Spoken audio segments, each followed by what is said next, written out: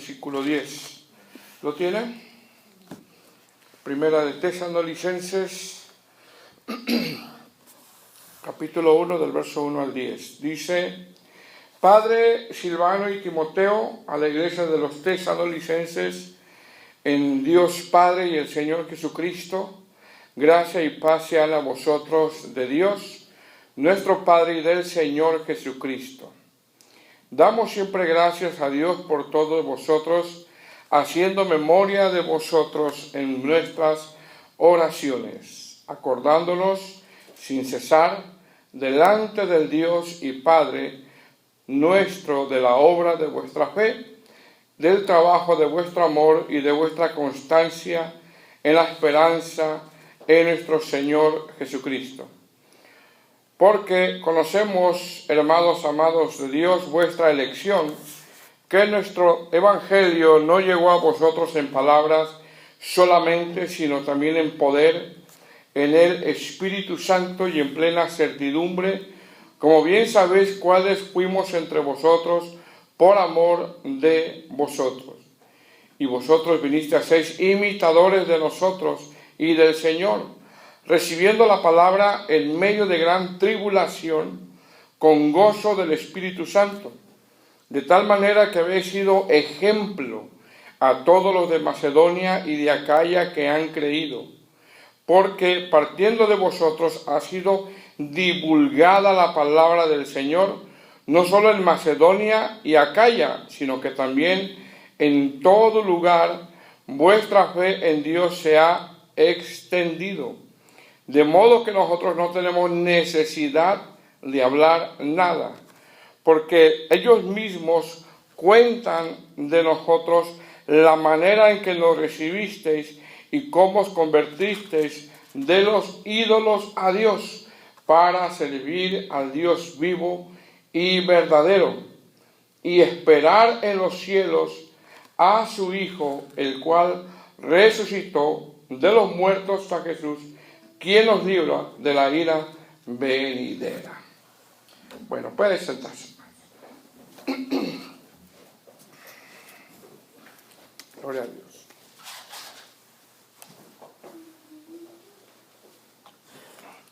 Bueno, vamos a comenzar con esta primera carta de los Tesalonicenses, que realmente las dos cartas, la primera y la segunda, habla sobre la santidad de la iglesia, la santidad de nosotros, ¿verdad? Y el regreso de Cristo, ¿amén? Habla básicamente, las dos cartas hablan sobre eso. Y bueno, este es el tema 2. El tema 1, ya vimos cómo en el libro de los Hechos, capítulo 17, esta iglesia se fundó, en qué contexto se fundó. Y ya Pablo aquí en esta carta, recibe buena noticia de la iglesia, ¿verdad? Y como título que sería, este es el tema 2, aunque nosotros vemos aquí en este capítulo 1, vemos la salutación, que es el saludo, y el ejemplo de los Tesalonicenses, y algunos comentaristas le ponen en este capítulo 1 una iglesia modelo, porque realmente sí lo era. Bueno, como título le puse buenas noticias de los Tesalonicenses, porque realmente Pablo recibió buenas noticias de ellos. Amén. La primera carta de los Tesalonicenses, hermanos, se cree que es una de las primeras cartas que escribe el apóstol. Entre todas sus cartas que escribió a lo largo de su ministerio, si no es la primera, es una de las primeras que él escribió. Pablo se vio la necesidad de escribir esta carta. Lógicamente entendemos que es el Espíritu Santo quien lo guía, quien lo inspira a escribir esta carta, pero también según el contexto en cómo esta iglesia nació, se vio en esa necesidad por el simple hecho de que cuando esta iglesia nació, él salió casi expulsado de Tesalónica, y él no sabe qué pasó con los hermanos de Tesalónica. Entonces, parece ser que es una de las primeras cartas que escribe el apóstol Pablo. Ya mencionamos que la iglesia de Tesalónica nace en el segundo viaje misionero de Pablo, y eso lo vimos lo vimos la semana pasada cuando expusimos en Hechos capítulo 17. Vimos que Pablo y Silas venían de Filipos, donde no la pasaron muy bien, fueron azotados, fueron encarcelados, pero todo obró para bien. ¿Por qué? Porque se levantó una iglesia. Y a veces, hermanos, en nuestra vida ocurren cosas, pruebas un poco difíciles, ¿verdad? Pruebas difíciles, atravesamos circunstancias un poco difíciles, pero al último, hermano, todo obra para bien. Estamos a las manos del Señor. Amén.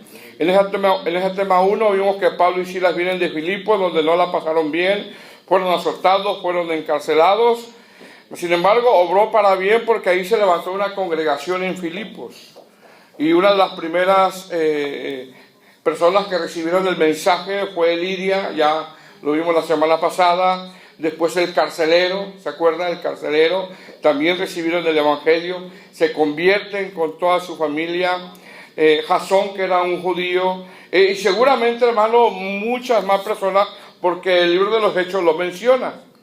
Pablo y Silas, después de que salen de Filipos, se van a Tesalónica, pasan por Anfípolis y Apolonia hasta llegar a Tesalónica, y pusimos que él recorrió más o menos cerca de 95 millas, que regularmente lo hacían en barco, quizás lo hacían a pie, pero bueno, caminaban bastante, caminaban mucho, y estuvimos exponiendo la clase pasada que eso era algo habitual, que la distancia nunca fue un impedimento para alguien.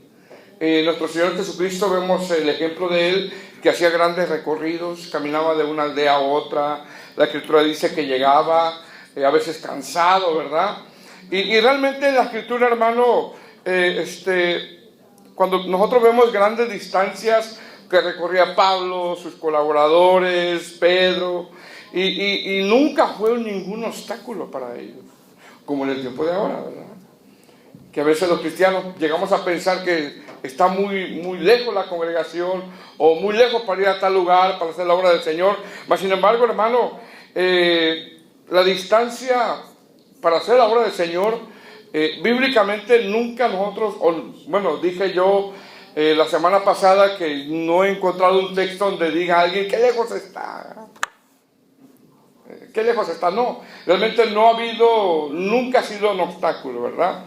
Y gracias a Dios que para nosotros no lo ha habido. También, de verdad, yo les agradezco a los hermanos que viven más retirados de aquí, ¿verdad? Los que viven más lejos, y gloria a Dios porque están perseverando, amén.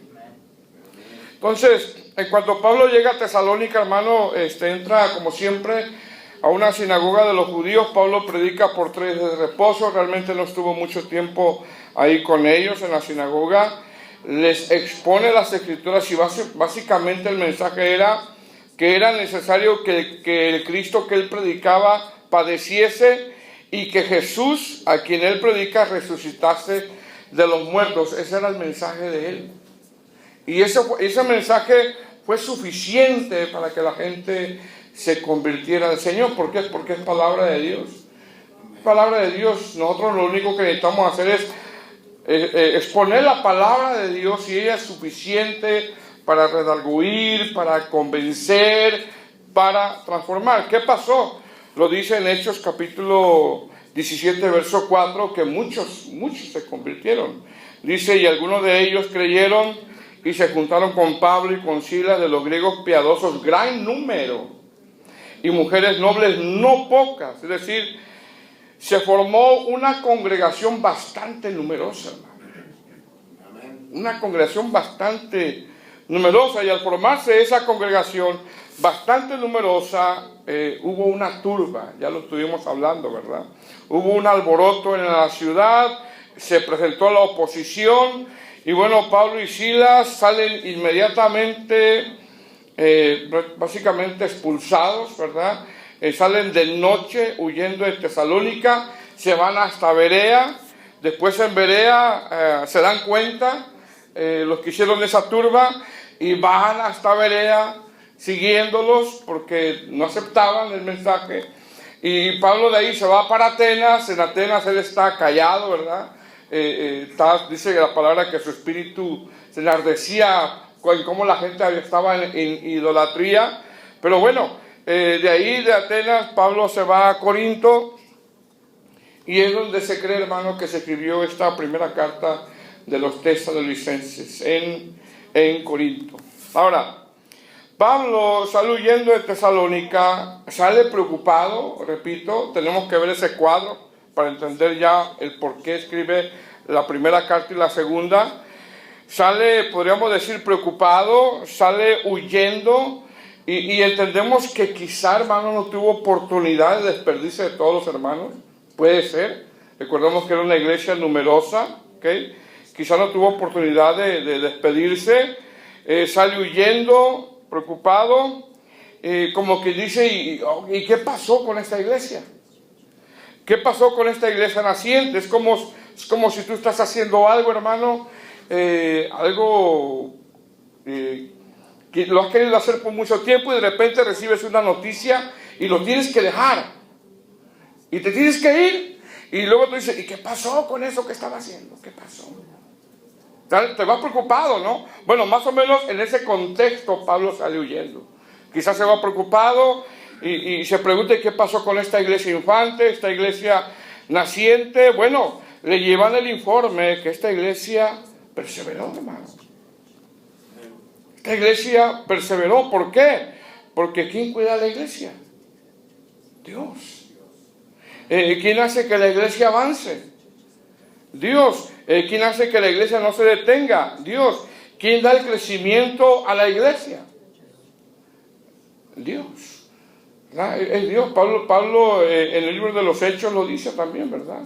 Que Él es el que Apolo sembró. No, en Corintios dice, Apolos sembró, regó, y yo puse la semilla, pero Dios es el que da el crecimiento. O sea, entendemos que ante esa quizá preocupación, hermano, de qué pasó con la iglesia, bueno, entendemos que Dios, es el que cuida de la iglesia.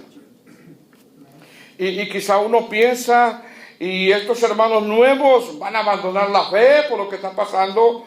No, Dios es el que guarda la iglesia, hermano. La iglesia está fundamentada en la roca que es Cristo. No, a la iglesia no la mueven. Amén. Entonces Pablo recibe informe de que la iglesia de Tesalónica, a pesar de que nació en medio de tribulación, porque fue una turba bien tremenda, estuvimos exponiendo que la ciudad de Tesalónica era una ciudad más o menos que tenían 200,000 habitantes. O sea, es una ciudad bastante numerosa, y parece ser que toda la ciudad, hermano, se dio cuenta, porque el texto nombra la ciudad. Mas sin embargo, en esta iglesia naciente Dios la guardó y creció espiritualmente y siguió perseverando, y algunos eruditos, o sea, tanto crecieron espiritualmente que algunos eruditos la interpretan como una iglesia modelo, la iglesia de los tesalonicenses. ¿Ok? Entonces, ¿qué va a escribir Pablo en esta primera carta? Bueno, en estos primeros 10 versículos que vamos a exponer, que es el tema 2, Pablo recibe buenas noticias. Porque tenemos que entender que él se va, quizá preocupado, y recibe buenas noticias de que la iglesia está perseverando. ¿Por qué? Porque Dios es el que guarda su iglesia. Entonces, ¿cuál es el propósito de la primera carta? Número 1, animarlos a que permanezcan en la fe. Animarlos. Número 2, a consolarlos, porque la persecución parece ser que trajo muerte a algunos hermanos, y estaban entristecidos los otros hermanos, había tristeza. Y número 3, el otro motivo de la carta es que Pablo aborda un tema, mire bien, hermano, que ya les había hablado, y es el arrebatamiento y la segunda venida. Es decir, los tesalonicenses ya lo sabían, pero no lo habían comprendido bien todavía.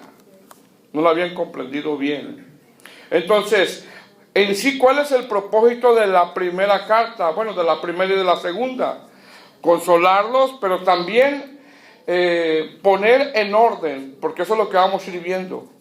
Poner en orden acontecimientos escatológicos que a pesar de que él ya se los había enseñado, todavía ellos como que no la habían comprendido. ¿Qué acontecimientos? El arrebatamiento, la apostasía, la manifestación del hijo de perdición, la segunda venida, porque hay una diferencia, hermano, entre el arrebatamiento de la iglesia y la segunda venida de Cristo. Son dos cosas distintas. Ahora, en esto, hermano, mire bien, aún en el tiempo de ahora, hay un poquito de confusión todavía. Porque yo no sé si usted ha escuchado que en muchos ministerios afirman que no hay arrebatamiento. No sé cuántos han escuchado, ¿verdad? Pero algunos afirman, no, es que eso del rapto no existe. Eso del arrebatamiento no existe. Y eso se da en la iglesia cristiana. Hay una confusión un poquito acerca de esto todavía, como que todavía en esa confusión no está un orden todavía en que si la iglesia primero va a ser arrebatada y después viene la segunda venida, o no existe el arrebatamiento. Hay una confusión tremenda en el tiempo de hoy. Si usted, repito, en el internet hay muchas cosas buenas, hay muchas malas, hay más malas que buenas, y dentro de todo aborda o sale mucho a relucir eso. ¿Cuál es la postura, para llamarle de esa manera, que nosotros tenemos? Que el arrebatamiento es un acontecimiento y la segunda venida es otro acontecimiento distinto.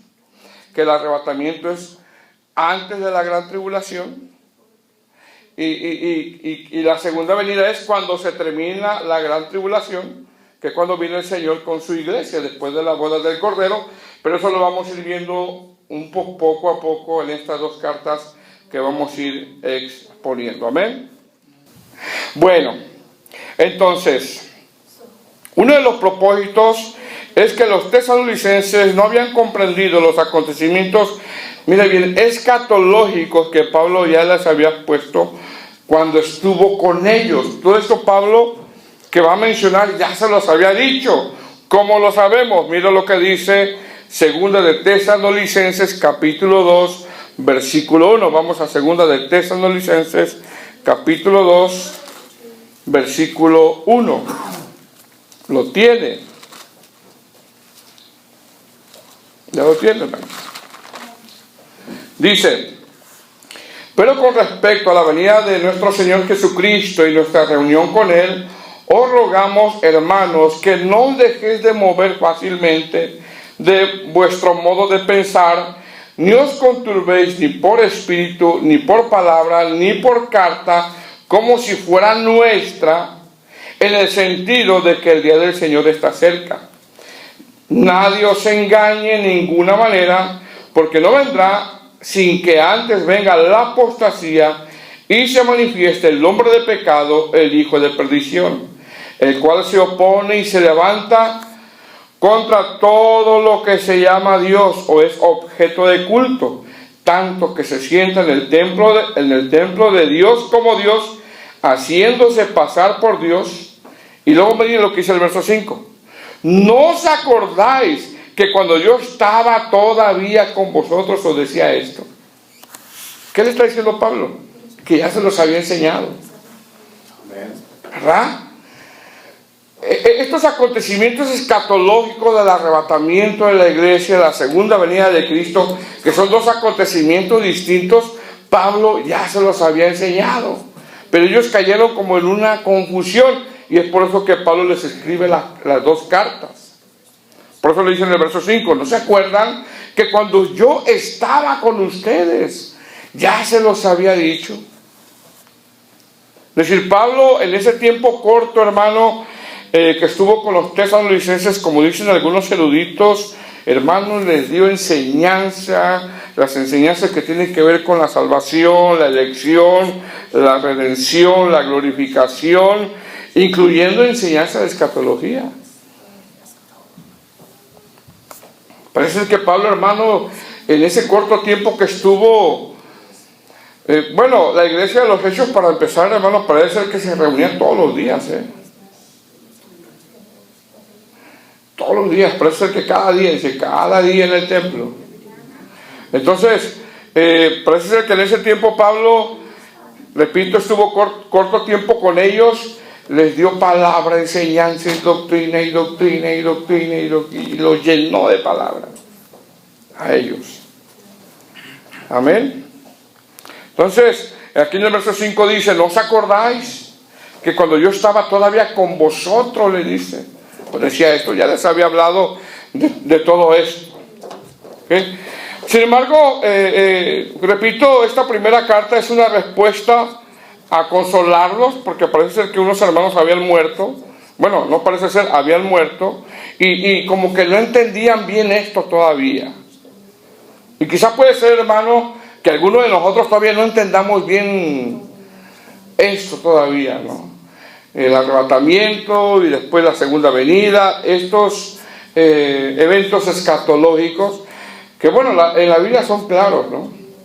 En la Biblia son claros. Más adelante, meses después, les manda la segunda carta para volver a aclarar dudas acerca de acontecimientos sobre la venida de Cristo. Vuelvo y repito, una cosa es el arrebatamiento de la iglesia y otra cosa es la segunda venida de Cristo. Son dos acontecimientos diferentes.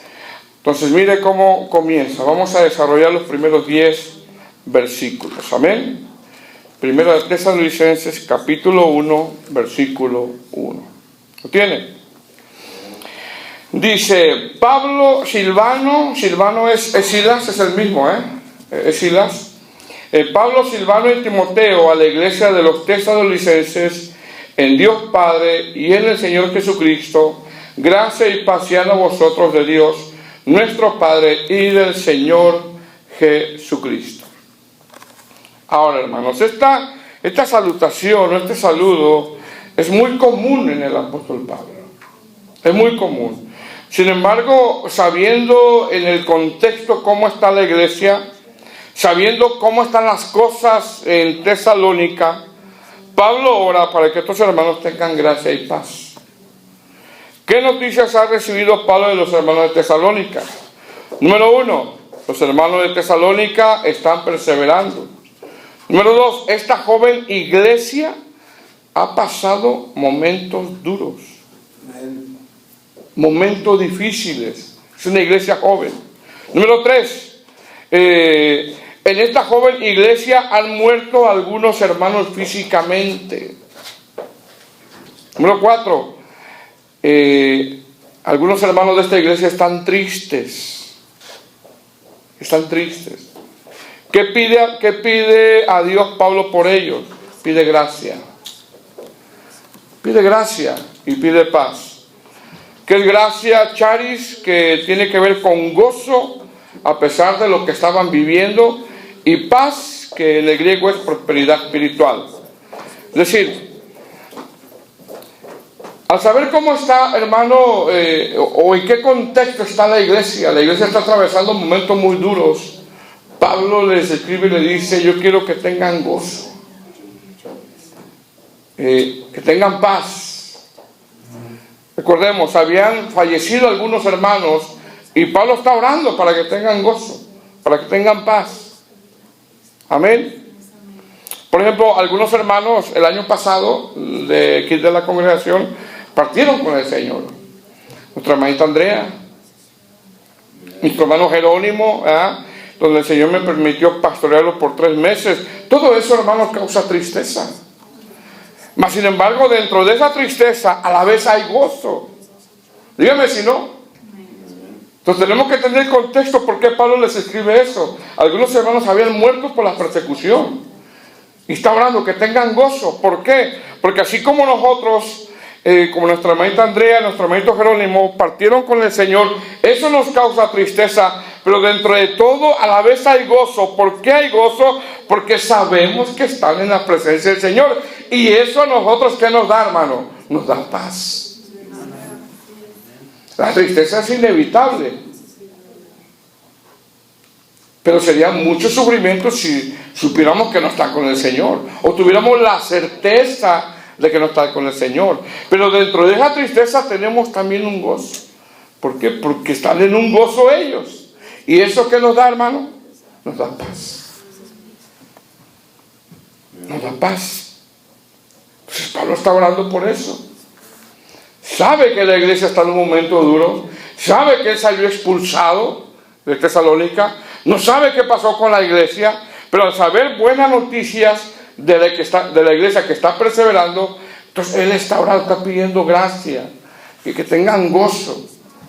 Y que tengan paz. Amén. Verso 2. Dice, damos siempre gracias a Dios por todos vosotros, haciendo memoria de vosotros en nuestras oraciones. Mira lo que dice.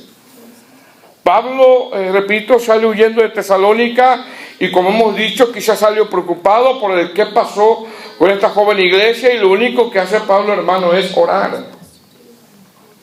Pablo, hermano, va al único recurso accesible que tenemos todos los cristianos, que es ir a hablar con Dios. Pablo ora por esta iglesia. Dice, damos siempre gracias a Dios por todos vosotros, haciendo memoria de vosotros en nuestras oraciones. Y vemos aquí dos cosas. Número uno, una vida de gratitud. Vemos que Pablo está dando gracias. Pablo se siente agradecido con Dios porque Dios es fiel. Y no hay cristiano, hermano, tan saludable que tener una vida agradecida. Un cristiano saludable es aquel que no se queja, que no reniega, sino aquel que tiene una vida agradecida. Siempre le da gracias al Señor. Gracias, Señor, por esta esposa que me diste. Gracias por este esposo que me diste, Señor. ¿Verdad, hermanos? Gracias por esta esposa que como me aguanta. Por este esposo que como me aguanta mi carácter. Pero más gracias por la salvación. Más gracias por la salvación. ¿Por qué más ora Pablo? Está orando por la congregación. Está orando por la iglesia. Ahora, ¿qué aplicación podemos encontrar aquí? Esto nos enseña a que debemos estar orando a Dios. También, cuando se acuerden, hermano, por la congregación donde tú estás.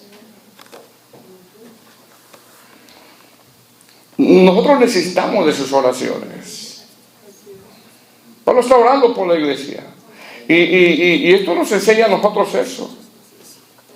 A que debemos de estar orando también por el lugar donde tú te congregas. Señor, gracias te doy por esa congregación donde tú me pusiste. Mire que a veces, Señor, aquel hermano, aquella hermana, pues chocamos, pero te doy gracias, Señor. Mire que el pastor dijo esto, pero te doy gracias, Señor. Te pido, Señor, que sigan predicando de una manera sana, que no se desvíen. Dales entendimiento en la palabra, Señor. Nosotros necesitamos de sus oraciones. Yo más necesito de sus oraciones. Cuando Pablo le dice a Timoteo, recordemos que Timoteo está en Éfeso, ¿verdad? En 1 Timoteo capítulo 4 versículo 16, cuando Pablo le dice a Timoteo, cuídate de ti mismo y de la doctrina, le está diciendo dos cosas. Cuídate de ti mismo. ¿Qué significa cuídate de ti mismo? Te está diciendo, cuida tu vida espiritual. Cuida tu vida espiritual. No desatiendas tu vida espiritual. No te entremetas en asuntos que distraigan tu vida espiritual. Atiende tu vida espiritual. Eso es lo que le está diciendo. Cuídate de ti mismo, Timoteo. Y constantemente Pablo oraba por él. Fíjate cómo caminas, cómo andas. No desatiendas tu comunión con Dios. Por eso un pastor, hermano, es llamado básicamente o principalmente a dos cosas: a la oración y a la lectura de la palabra. Un pastor, cuando se dedica a hacer otras cosas que no convienen, se descuida. Que a vender talentos, que vender comida. Se descuida. Y le dice Pablo, cuídate de ti mismo y de la doctrina, porque si no cuidas su vida espiritual, entonces ¿qué va a dar, hermano? Pues ¿qué está haciendo Pablo?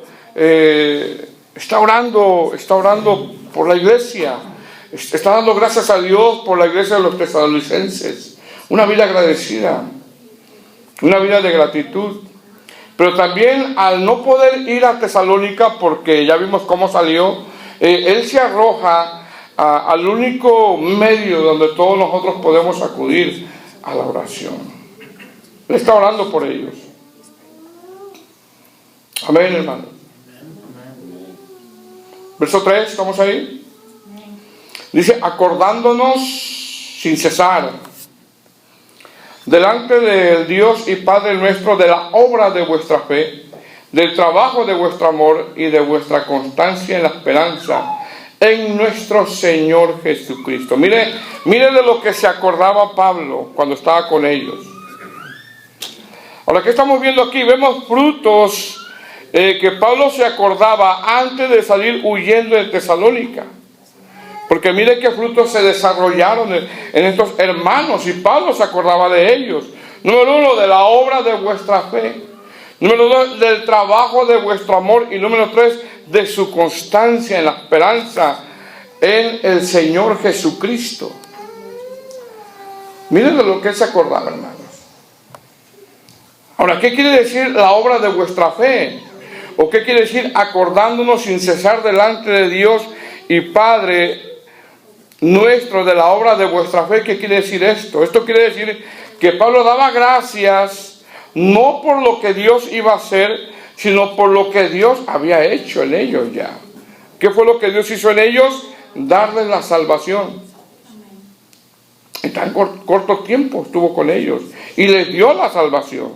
Es decir, mire bien, los tesalonicenses, a pesar de la gran tribulación que tuvo esta joven iglesia, creyeron, pusieron su confianza plena en el Señor Jesús, no corrieron. Porque mire, tiene que ver el cuadro, hermano. Es una iglesia joven, son nuevos convertidos, no han tenido una madurez todavía. Y es atacada esta iglesia, y a pesar de eso siguieron confiando en el Señor. Porque yo no sé, hermano, si a usted le ha pasado dentro de sus debilidades o mis debilidades, por los problemas o pruebas que ha pasado. Yo no sé si a usted le ha llegado, yo pienso que sí, o no sé, que quizá le ha llegado a su mente, pero ¿para qué voy a seguir? ¿No le han llegado dardos hacia su mente? Que estaba pasando problemas, en momentos difíciles, y le llegan a su mente, pero ¿para qué sigo? ¿Le ha llegado eso? Bueno, a Timoteo le llegó, A Timoteo le llegó, a Elías le llegó, ¿se acuerda de Elías? Elías ya quería tirar la toalla. Elías, para que ya mejor, ya se quería morir Elías. A Pedro también le llegó, cuando negó al Señor. Nunca le ha llegado un dardo a su mente. Pero la pregunta es, ¿por qué sigue? Porque es obra de Dios. Porque es Dios el que está en el asunto, hermano. Entender que no somos nosotros, sino que es el Señor. No es obra de hombre, es obra de Dios. Porque yo pudiera imaginarme, hermano, la turba que hubo, la tribulación. Recordemos, es una iglesia joven que todavía no ha madurado. La gente buscando a Pablo y los recién convertidos escondiendo a Pablo y a Silas, escondiéndolos. No han llegado todavía a la madurez esta iglesia, y esta iglesia ya como han puesto su confianza en el Señor, dice la Escritura en Hechos que escondieron a Pablo y se tuvo que ir de noche. Eso es cuando dice Pablo que me acuerdo la obra de vuestra fe. ¿Cómo recuerdo cómo confiaron en el Evangelio y estuvieron dispuestos a padecer? Hermanos, nosotros perseveramos porque el Señor nos hace perseverar. Cuando usted de repente se enfría, porque dígame si no se enfría, ¿verdad? Algún momento de nuestra vida viene el enfriamiento, pero de repente empieza en su corazón esa necesidad que todos aquellos que hemos tenido la experiencia del nuevo nacimiento, necesito del Señor, necesito ir a buscar al Señor, necesito congregarme, necesito estar en la casa del Señor. Y de eso se acordaba Pablo. Estoy diciendo del trabajo de vuestro amor. Mire qué fruto, del trabajo de vuestro amor. ¿Qué significa esto? Esto quiere decir que trabajaban no para agradar a Pablo, sino lo hacían por amor a Dios. Y esa es la mejor manera de hacer la obra del Señor, por amor al Señor. Aquí cuando habla de trabajo, habla de obras, esfuerzo, hasta llegar a un cansancio. Y por último dice el texto, y de vuestra constancia en la esperanza en nuestro Señor Jesucristo. Es decir, perseveraban, y como hemos dicho anteriormente, la vida cristiana, hermano, tiene que ver con resistir. Es una vida de resistencia, de seguir, vienen desánimos, seguir, vienen ánimos, seguir, vienen problemas, seguir, vienen obstáculos, seguir, tienes diferencias con hermanos, lo va a haber, pero tienes que seguir, tienes que perseverar, tenemos que perseverar.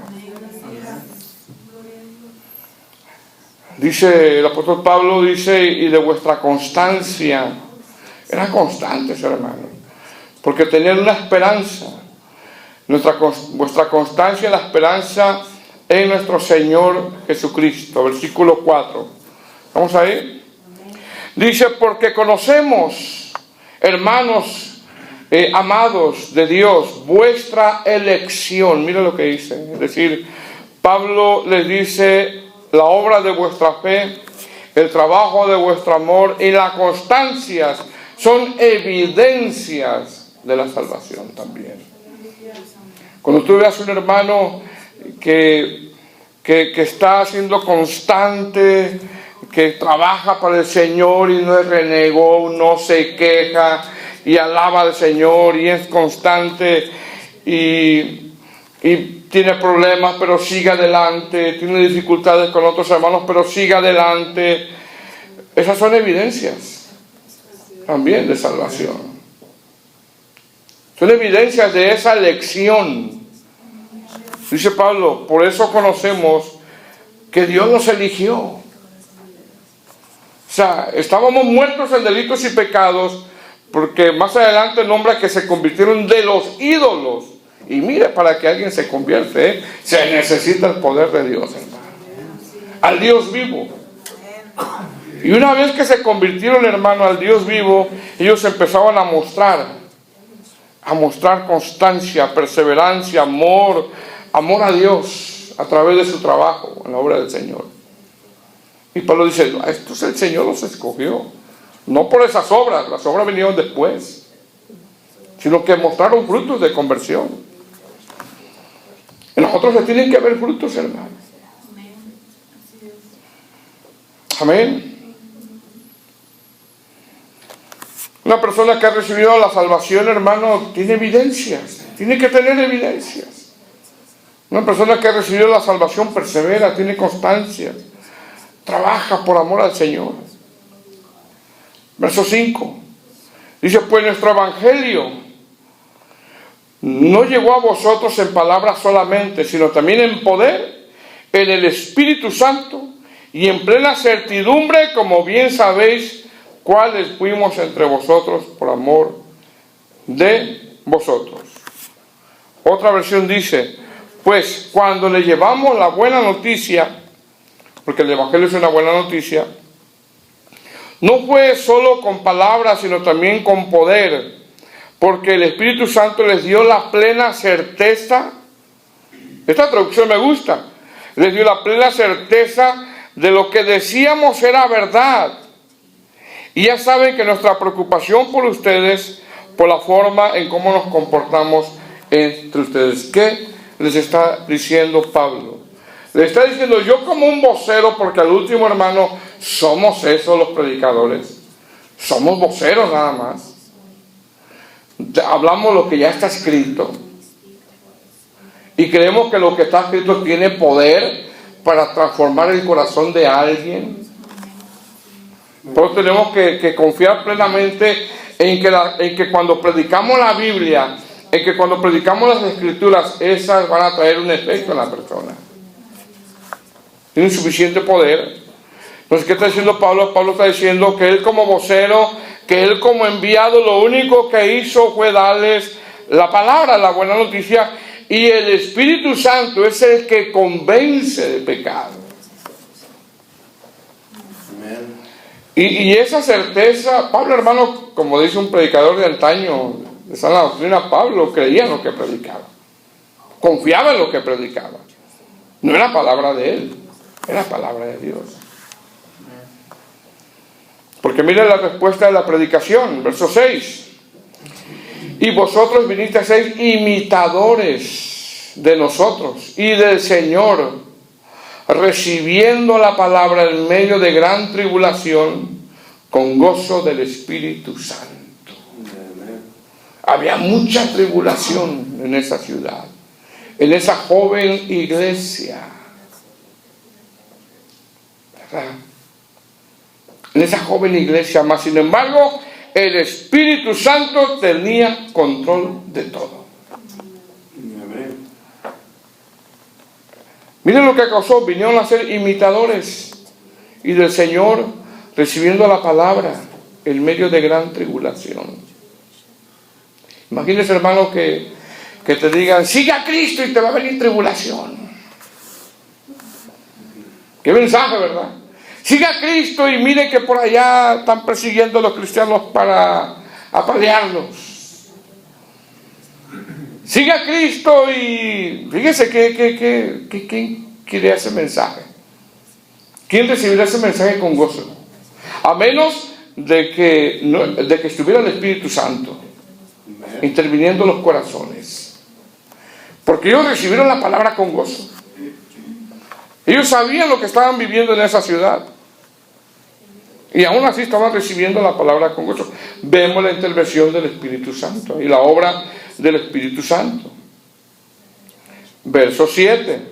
De tal manera que había sido ejemplo a todos los de Macedonia y de Acaya que han creído. Es decir, esta iglesia se convirtió en una iglesia modelo. Verso 8. Porque partiendo de vosotros ha sido divulgada la palabra del Señor. No solo en Macedonia y Acaya, sino que también en todo lugar vuestra fe, que se traduce como confianza, vuestra confianza en Dios se ha extendido de modo que nosotros no tenemos necesidad de hablar nada. Algunos comentaristas exponen que, mire bien, hermano, que en ellos, en su forma de vivir, claramente se les veía, estos son cristianos. Estos son cristianos. En su forma de vivir, rápidamente los identificaban. Y yo no sé a cuántos de nosotros nos identifican, ¿verdad, hermano? Usted es cristiano, es seguro. Bueno, a ellos se les veía. No tenían necesidad de hablar porque se les miraba. Pero también predicaban. Verso 9 dice, porque ellos mismos cuentan de nosotros la manera en que nos recibisteis y cómo os convertisteis de los ídolos a Dios para servir al Dios vivo y verdadero. Fíjese bien, hermano, de los ídolos. Si a veces, hermano, a personas dejar los ídolos les cuesta, ¿verdad? Pero cuando está el Señor, hermano, cuando interviene el Espíritu Santo, amén. Amén, amén. Verso 10, este es un verso clave de esta carta también. Dice, y esperar en los cielos a su Hijo, y aquí está hablando un poquito de escatología, y esperar en los cielos a su Hijo, el cual resucitó de los muertos, a Jesús, a quien nos libra de la ira venidera. Es decir, ellos estaban tan fervientes haciendo la obra que ellos decían, ya viene el Señor, ya viene el Señor, ya viene el Señor. Pero después se confundieron un poquito, y es lo que explica el apóstol Pablo en la carta, porque algunos dejaron de trabajar. Ok. Bueno, seguimos el próximo miércoles. Amén.